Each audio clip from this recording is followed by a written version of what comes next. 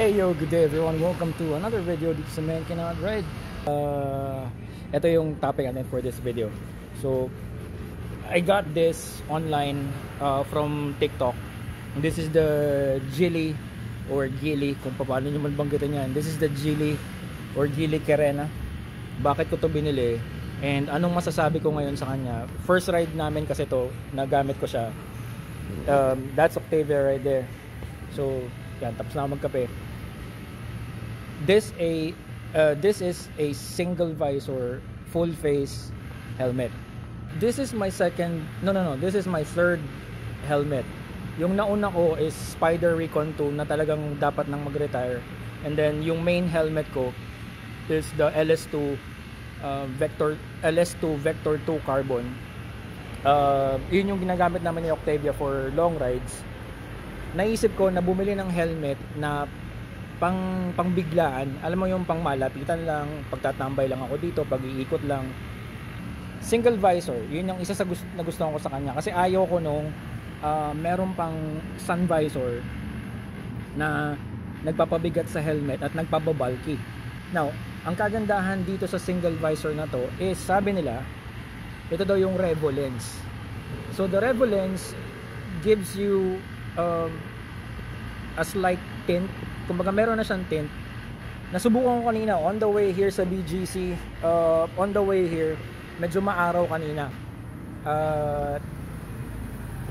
Ano to? Pasok ano siya, okay siya, okay yung tint niya, hindi ako masyadong nasisilaw. Ngayon, ang kagandahan naman nito is sa gabi. Sabi nila, the Revo lens will give you good visibility sa gabi. Replaceable, pwede kang bumili ng bagong mga cheek pads if ever na gusto kong magpalit kung ito man ay ninipis na. Speaking of cheek pads, napaka-komportable, malambot, tama nga yung sinabi nila. Although, hindi kasi yun yung gusto ko. Ang gusto ko is firm. Pero, okay lang din kasi this helmet is more for talagang biglaan lang, tatakas ka lang, mag-iikot lang. So, mas okay yung komportable siya. Vents, meron siyang chin vent. Although, parang naliliitan ako sa butas. Although ramdam ko kanina na may pumapasok talagang hangin. We have 3 vents sa taas. Ito to, medyo hindi ko to trip. Ito ano na, kumakalob na. So maluwag na siya. Kailangan ko to kapag mainit, yan. Pero pag umuulan, kailangan nakasarado para hindi pasukin ng tubig. This one, siguro kaartehan lang, no? Pero parang ang bulky kasi ng profile sa gilid, parang ano, may, but that's okay, this is okay. Yun nga lang, naliliitan ako sa butas nila. Although kanina, pagbukas yung tatlong to, ramdam ko na may pumapasok talagang hangin sa loob. And ramdam ko rin na humihigop yung likod, yung spoiler. Humihigop yung spoiler ng ano, ng hangin. At nag-i-exhaust talaga siya dito sa likod. Maganda yung kanyang profile sa likod and maganda yung aerodynamic shape niya. Ramdam ko din kanina, I was doing above 100 kanina sa Skyway and ramdam ko yung aerodynamic shape nito similar to the aerodynamic shape nung LS2 Vector 2 ko. Yun nga lang yung Vector 2 mas slim. So mas aerodynamic talagang nag-i-slice yun sa hangin.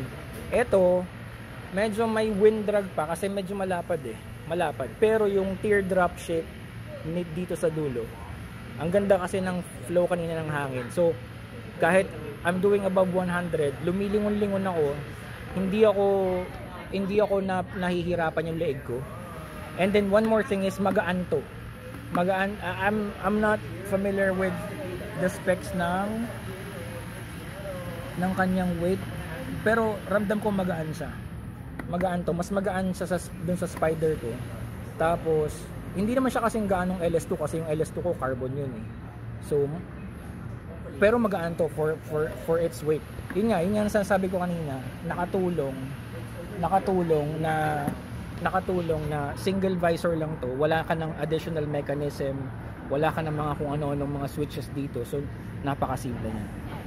So bukod dun sa single visor, yung reason ko kung bakit ko ito binili dahil nga yung Revo lens na pwede sa umaga, pwede sa gabi. And then It's very simple. Simpleng-simple lang yung helmet. And then, magaan siya. Magaan yung helmet. At maganda yung kanyang shape for nakakatulong kahit paano sa aerodynamics. Konti lang naman pero nakakatulong. Medyo nahirapan lang ako mag-route ng cable sa loob. Dahil itong mga cheek pads, for some reason, nahirapan akong ibalik. So, this is not a negative about the helmet. Hindi to kasalanan ng Gile. Siguro tanga lang talaga ako magbalik kasi bago pa lang siya. But nahirapan ako magbalik ng cheek pads. Hindi ko siya kasi siguro may pagka-obsessive compulsive din ako. So, hindi ko maibalik nung gusto kong balik. Laging tabingi. So, para akong naglalala ng basket kagabi. Naka-quick, ano nga ba to? Quick release. But it's okay. The quick release is fine. It feels plasticky pero that's fine, that's okay for 2,500 pesos. It's okay. Tapos hinila ko na rin to, tinesting ko na rin yung kanyang retention, okay naman.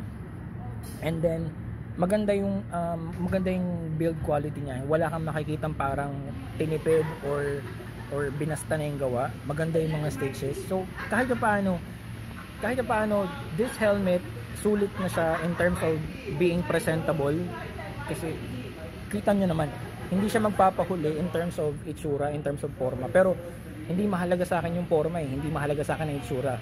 Ang mahalaga sa akin is function. If you look at the rubber seal, maganda siya. Hindi siya yung tipong akala mong masisira ka agad-agad. Pansin ko to. And yung kanyang lock, positive lock, positive yung click niya. Ibig sabihin, alam mong secured at saka hindi siya kumakalog, wala siyang play pag nakalock na. Although dahil nga ang helmet na to ay pang city riding ko lang naman, hindi ko na nilalock. Binababa ko lang 'yan. Ang position ng visor is ano lang, close, tapos half, and then full open. Tatlo lang. Which is very good. Ayoko naman ng helmet na sobrang daming kasi 1, 2, 3, 4, 5, 6, 7. Hindi mo naman kinakailangan yun eh. Gusto ko yung simplicity niya. So, pag nagra-ride, pag nasa traffic, and kapag makikipag-usap sa toll booth, ayan, ganun lang. And kapag mabilis-bilis na, I will just lock the visor and that's it. Everything's fine. Everything's okay. So overall, this is a very good helmet for the price. Less than 3,000 pesos. So, Gile, congratulations for a good helmet. And naunawaan ko na kung bakit siya sumikat at maraming bumili. Simplicity, magaan, lightness, functionality niya, revolence, and yung overall dating ng helmet, it's good for me. So, that's it. Thank you so much for watching. Well, papatila mo tayo ng ulan. Shout out sa mga brothers ko sa Shogun. Ride safely, brothers.